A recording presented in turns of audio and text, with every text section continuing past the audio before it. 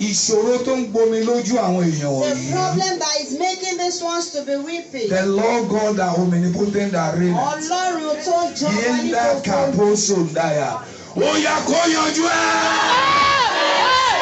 In the name of Jesus. Mo bẹ̀ yín ẹ̀yin grandma grandpa I ẹ̀ dìde dúró sàmà. plead to you, grandma and grandpa. Wọ́n bá ṣe ní tẹ́fẹ́ fi dúró yẹn. The little time you want to use Ọlọ́run this dẹ̀ máa ṣiṣẹ́ àrà time. nù ayé. The Lord will do the work of signs and Ẹ wonders tí in ọwọ́ your yín life. síwájú gbogbo yìí. I want you to stretch your hands Má jẹ́ forward kí ìṣòro yẹn everyone. kó wà lọ́kàn ẹ̀ báyìí. Do not allow that problem to Máa be wo in your Jésù Kristi báyìí. heart. Be looking at Jesus now.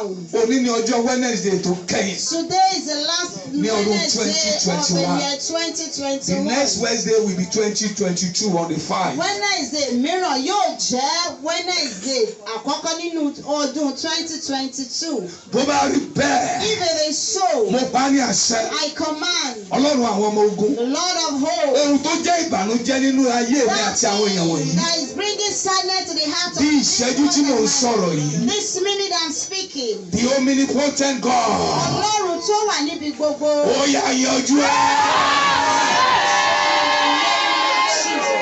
Ẹ yanjú ẹ̀. Ìbànújẹ́ The sadness. tó bá wa di àárọ̀ yìí. Last of this morning, A ti gbààwẹ̀. we have fasted. A ti ṣèṣọ́ òru. We have done vigils. A ti ṣètò onírúurú ètò. We have gone to a series of programs Tí ó jẹ́ wípé síbẹ̀ náà kò yanjú. that even there is no solution. Ọlọ́run ìpè mi níwájú ẹni tí èmi dúró ní àárọ̀ yìí. Of my calling before he who has Ó fàánú yanjú ẹ̀. by mercy bring solution to it. That your problem. Ìṣòro rẹ yìí. That your problem. Ìṣòro rẹ yìí. We not accompany you to 2022. Kò ní sí ọdẹ ọdún 2022. I require your faith now. Mo wá ìgbàgbọ́ rẹ báyìí. Mo ń béèrè fún ìgbàgbọ́ I nígbà. require for your Jẹ́ faith kí ìgbàgbọ́ now. ẹ̀rọ máa wò. I want your faith to Mo hold. sọ ní orúkọ Olúwa. I say it in the name of the Lord, Ọlọ́run ìpè mi. the Lord of my calling. Àdàbí tí n bá ṣe àsáwọ̀ ìpè. Except I run Ṣùgbọ́n níwọ̀n ìgbà tí mi ò ṣe àsáwọ̀ ìpè. But if it is not Ọlọ́run so, ìpè mi. the God of my calling, Ìbànújẹ́ tó bá àwọn èèyàn wọ̀nyí di 29 December the 2021. sadness have lasted up to this very Bí a ti ń moment. palẹ̀mọ́ fún ọdún As we are 2022. preparing for the year 2022. Lórúkọ Jésù Kristi ti Násárẹ́tì, wọ́n ò ní rí wọn mọ́. You will see them no more. Ẹ ò ní rí wọn mọ́. You will see them no more. The Lord God omnipotent, Ọlọ́run omnipotent, that reigneth everywhere. èyí tó jọba ní gbogbo ibi.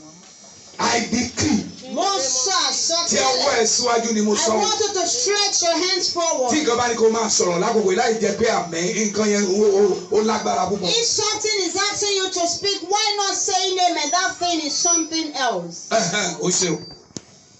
Mo pa á ní àṣẹ. I command, Ọlọ́run. Lord, Onírúurú ni ìṣòro táwọn èèyàn wọn gbé wá síbí. there are divers of problems that Ẹ̀yin these people nìkan are lẹ lè yanjú solving. ẹ̀ sà. You are the one that can put solution to Kí it. orúkọ yín lè di yín lógo. That your name might be glorified. Olúwa yanjú ẹ̀.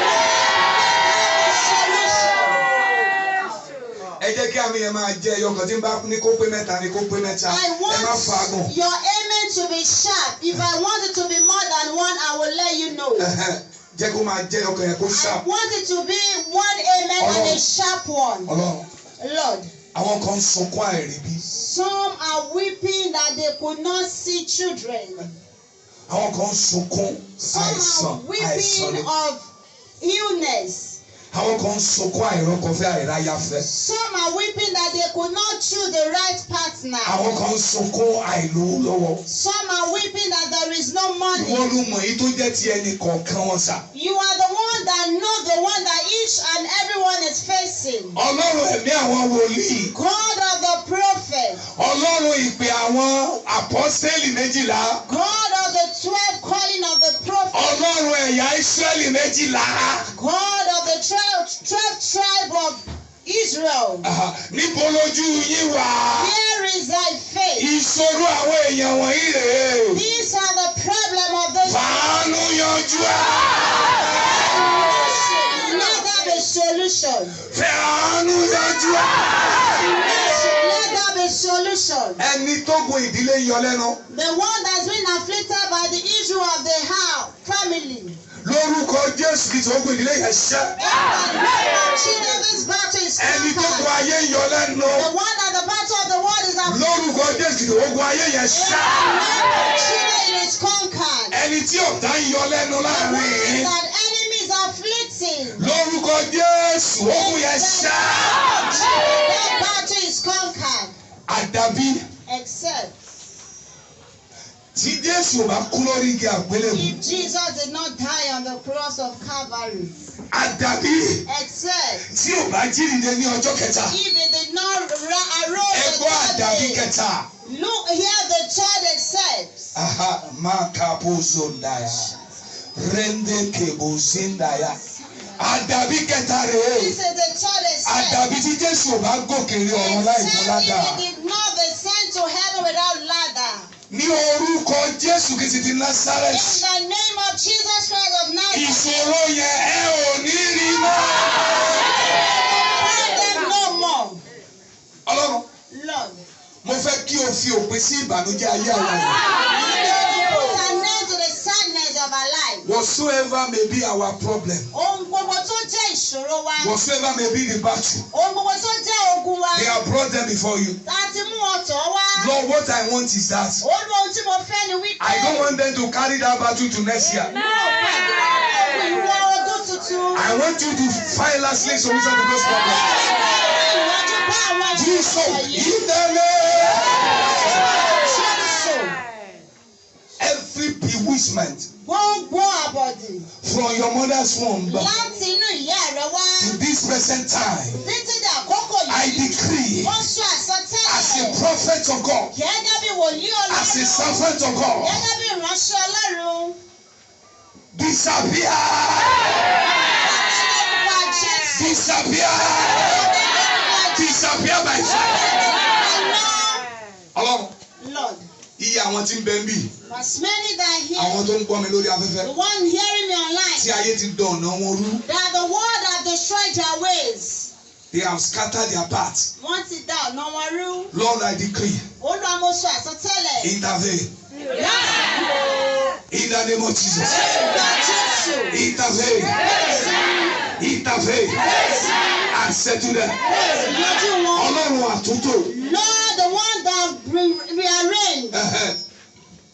God of arrangement, Ọlọ́run àtúntò. we rearrange your path as you are going to 2022.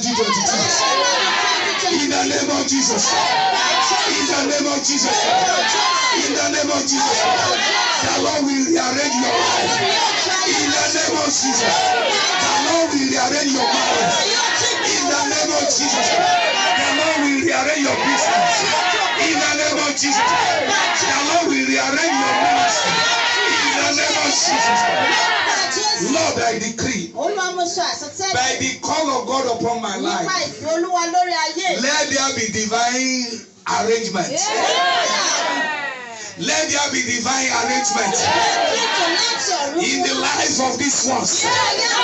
In the name of Jesus, receive your last minute miracle. So shall it be. In the name of Jesus, receive your healing. Receive your baby. Receive your goodness. In the name of Jesus. It is done. It is done. It is done. In the name of Jesus. You will come back here and testify. In the name of the Father, the Son, and the Holy Spirit. In Jesus' mighty name we pray.